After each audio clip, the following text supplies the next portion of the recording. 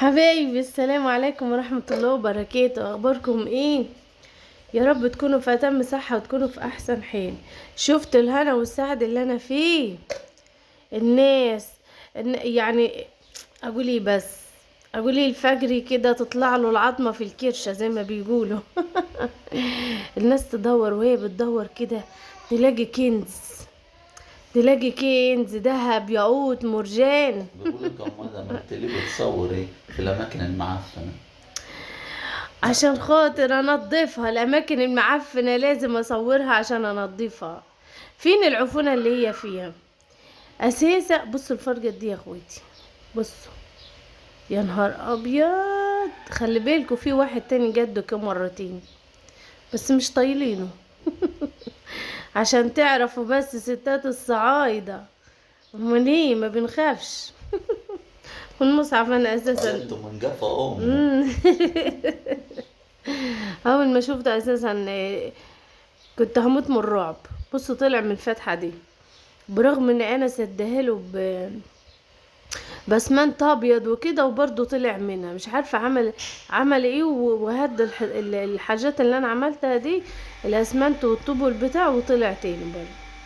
انا فخورة بنفسي قوي. اصطدت وحش. فخورة، ايوه طبعا، يا سلام.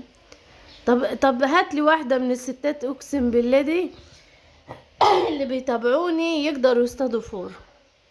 والله ما تقدروا، قولوا الصراحة، صح ولا غلط؟ محدش يكذب، ما تقدروش. كل الحاجات دي قسما بالله لقيناها جوه الفرن. كانوا لامين كل الزبالة بتاعتي، وانا اقول يا اخت المكان بينضف، الزبالة بتروح فين؟ اتارهم هما بيلموها ويحطوها لي جوه الفرن. بيعملوا لي عيش بيساعدوكي. وما يساعدوني، والله كتر خيرهم. ليه اقسم والبيض اللي بالله. ما خلوش ولا بيضه تحت الوز؟ عارفين الوزيت؟ والله العظيم، والوز اللي عندنا احنا مطموس. المفروض ان بص اي ذكر وز، يعني كنا من زمان نعرف المعلومة دي. ست كانت مربية الوز تقول لي ايه الوز ده يا بنتي؟ انا مربيه حراسة. يعني بصوا، غير كمان ان هو يطلع ويملى الدنيا خير، كمان يبقى حراسة للطيور من جربوع. انتوا عارفين يعني جربوع؟ هو شبه الفرك ده بس طويل شوية، بس كانوا بيقولوا على مؤذي. ابو مش عارف العرس باين ولا العرس. بيسموه بالعرس. ما علينا، هو ده يعني. او ابو العرس. ايوه ده كده، ده انتوا ما تشتموكي. وايه تاني؟ والعرس الوز يموت العرس والفئران والجرابيع، كنا دايما نسمع عنه كده. انما الوزات بتوعي انا مطموسين، يشوفوا الفار يقوموا من على البيض، يروح العرس تاكل البيض اللي تحتيهم. والله العظيم ما فلحوا غير سنة واحدة.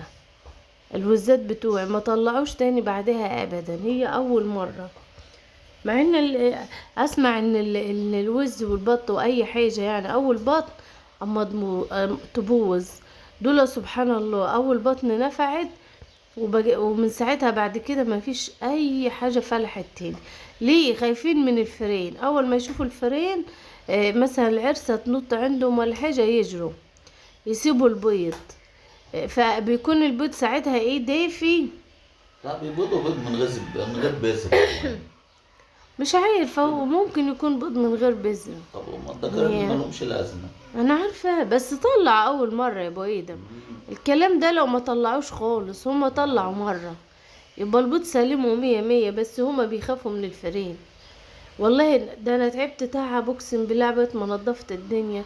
بص يا جماعة، اي مكان بتحطوا فيه طيور لازم بيبقى فيه كراكيب وكده، بس الفئران نصيحة مني والله العظيم ما تخلوش اي كراكيب في البيت. كان عندكوا حق لما قلت ترموا اي حاجة، بس انا بالنسبة لي ما عنديش كراكيب، ده اجهز انا اصلحها. تعمل ايه يا عبدو؟ تعمل ايه؟ ايه؟ تعال نشوف ماما بتعمل ايه. يا ام ايه؟ بتعمل ايه الوقت؟ قاعدة بنضف التليفون. بنضف البوتاجاز ده، هعمل لكم عليه شوية حاجات ما تقولوش لعدوكم هو مش عليه. ده نفس البوتاجاز اللي كان هيولع فينا؟ هو بعينه. امال ايه ده؟ هنستغله تاني؟ رجعته تاني، عايزه اجرب التجربه، ارجع التجربه من تاني. المهم يعني حد ظبطه. لا جبنا حد والله كويس يعني، عنده خبره يعني، بمعنى صح عنده خبره في تصليح البوتاجازات، مش زي الناس اللي بنجيبها اي كلام. بص ظبطه. انا كنت اهم حاجه الباب بتاعه عمله.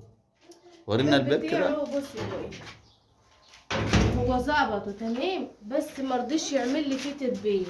قال لي عشان ده ولعته شديده، ما ينفعش يبقى مكتوب الحته دي بس كده، مش هتتعب يعني، مش هتاثر في افتح الحته. كده. ظبط لك الفرن، يعني الفرن بتاعه شغال تمام. الشوايه شغاله، والفرن ده ما كنتش بعرف. طب تمام، اليوم اللي جاي يبقى فيها فطير يعني وعيش بإذن وبتاع. الله. ايوه اوعى بودي بودي. عندنا المكنه ونعمل لكم احلى شغل، نعمل لكم العيش اللي كنا بنعمله فاكرين. بس بصراحه عايز ينضف. ده عايز ايه ده؟ خلي بالكم، كان سكن الفرين ده. ده كان العيش بتاع الفريق. ها.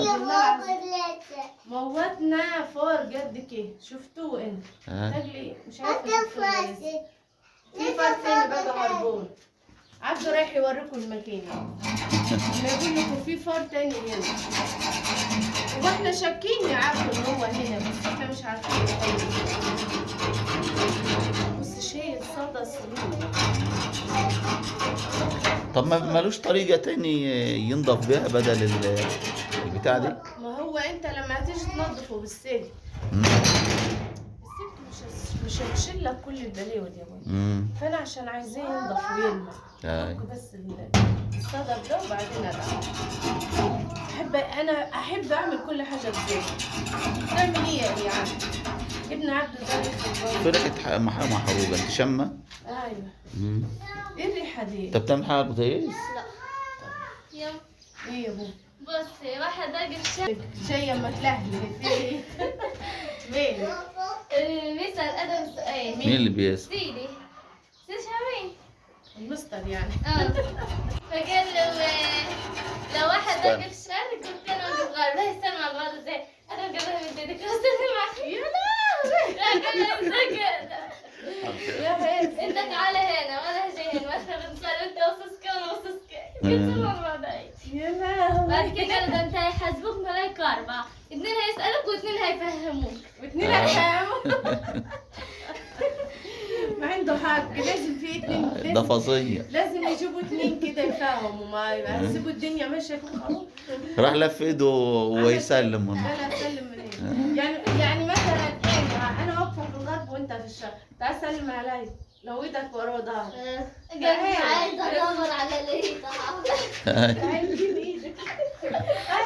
طب انا هسألك سؤال هنا يا جماعة. السلام الغريب ده. ركزوا معايا يا اخويتي، تمام؟ ايه رايك في الطقم الحلو ده اللي جانا؟ 100 100. يا اختي موزع. اختاري رقم. اخترت. اختاري لي رقم. موزع. استني اهو. اختاري لي انا نفس الرقم. اخترت. ضيف عليهم 100.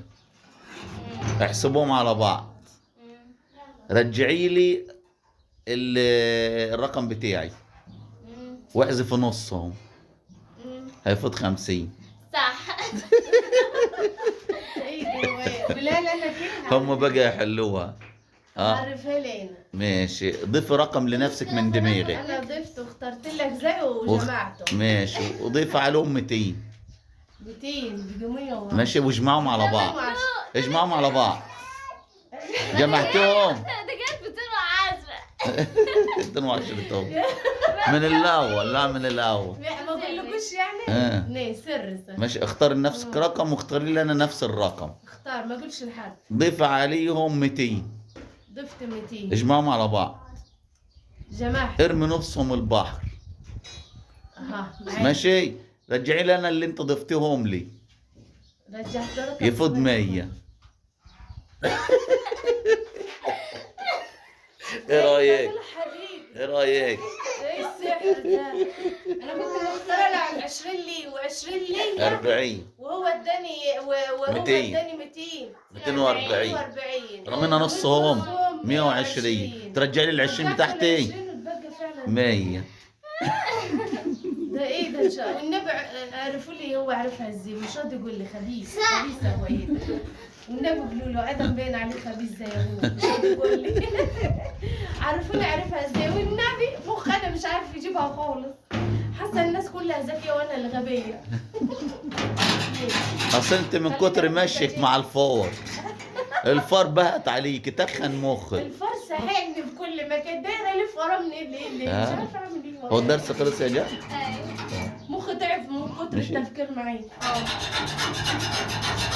خلينا انا يا ابو ادم في البوتاجاز وسيبك في بالحساب وكله. ايوه خلينا احنا في شغلنا. كلام فاضي يعني. ايه بتاع مين ده؟ بتاع الواد اللي في الشارع. الواد اللي في الشارع؟ انت جلبت الواد اللي في الشارع وجبت الشبشب منه؟ ده بيقول لي بتاع الواد اللي في الشارع. بص يا بابا، انت طالع حرام. اسالك سؤال. اه معاه 5 برتقانات 5. قسمهم على استنى يا 3. ام ويدا. قسمهم على 3 تمام. والتاني ما ياخدش اكتر من وما ياخدوش اكتر من التاني. ماشي. ماشي. ايوه. انا هقول لك هنا كل واحد ياخد برتقانه ونص، والنص يا عيني اللي هيتبقى اديه عبده. يلا. هو ده صح. هو ده الصح. ده ايه بقى؟ يا اخواتي زي ما انتوا شايفين ما عنديش كراكيب يعني، اللي هي مثلا زبالة والكلام ده كله، كراكيب الواحد مش محتاجها. انا اول باول بطلع كده، يعني ايه اعمل ايه، زي ما بيقولوا بتوع المصانع بنعمل جرد. والله العظيم بدور ألملم الدنيا كده واشوف اللي انا محتاجاه اخليه، واللي انا مش محتاجاه بتصرف يعني. تمام. لو في حاجة مثلا بتترمي ملهاش لازمة. لو في حاجة مثلا وبعدين انا مش بحب ارمي حاجة صراحة. برضك خلينا كده يعني عمليين. الحاجة دي يا جماعة ما جبتهاش انا ببلاش، محدش شحتها لي. الواحد تعب اقسم بالله لغاية ما ربنا كرمه وقدر ان هو يجيب حاجة ويبقى عنده الحاجة دي. فطبعا عشان كده الحاجة غالية عليا قوي، بتعز عليا لما حاجة تخرب مني مثلا وتبوظ وما لاقيلهاش مثلا يعني مثلا ايه تصليح، او مثلا مش هينفع انها تشتغل تاني، ما باش برميها عشان ما اكدبش عليكم. مش هرمي صراحة، بروح برضك اتصرف وابيعها. تمام. حتى لو جابت مثلا مبلغ قليل او فلوس بسيطة برضو بتنفع في حاجة تاني. فاهمين انتم؟ بس فانا برضو ايه الفرن ده نافعني، كان نافعني جو والله العظيم. بس في حد برضو صنايعي حسبي الله ونعم الوكيل فيه جه يعني مش عارفه استحال الفلوس ازاي، خد مننا كون فلوس وقال انا هظبطهولكوا وما ظبطهولكوش وما جربوش قدامنا. كان زي اللي هو زي ما يقول ايه يعني الحق بسرعه، اتمتم الحاجه واجري. واخدين بالكم انتوا؟ بس فكان ايه زي كده. فروحنا بعد ما هو مشي نقلنا البوتاجاز زي ما انتوا شايفين، جبناه هنا وجبنا الانبوبة معاه وقلنا نشغله بعيد عنكم.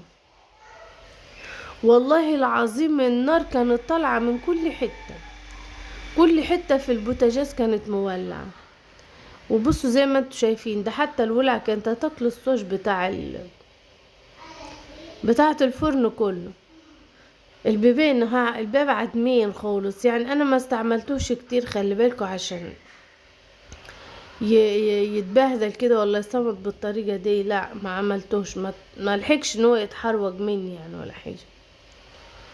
بس فروحنا بقى من ساعتها واحنا خايفين منه.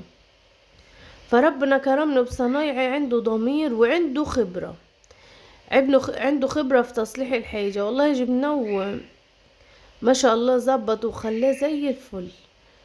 بس رحت ايه بقى اديته بقى عاد وش نظافة كده، فمن نظافة حلوين كده، ومرضتش ان انا كبكب مية كتيرة علشان خاطر برضو ايه ان دوت بيصدي بدل البارومة ما تاكل الصاج بتاعه. فاستخسرت بصراحة.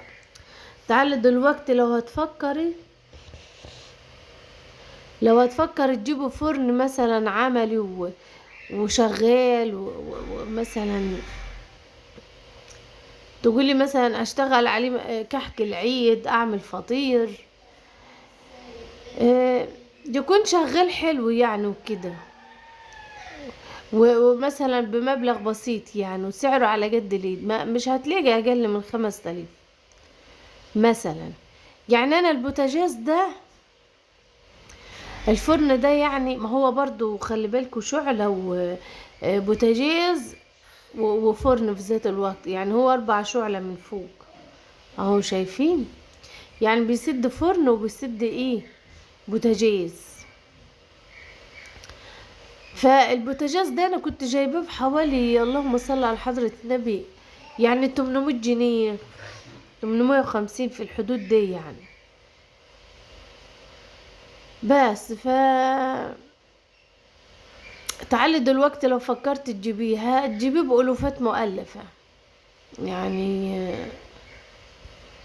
والله تجيبيه بأسعار رهيبة، كل حاجة رفعت. أقل حاجة تجيبيه ب5-6 آلاف، أقل حاجة. فالواحد اللي عنده حاجة زي كده يحافظ عليها يا اخوتي.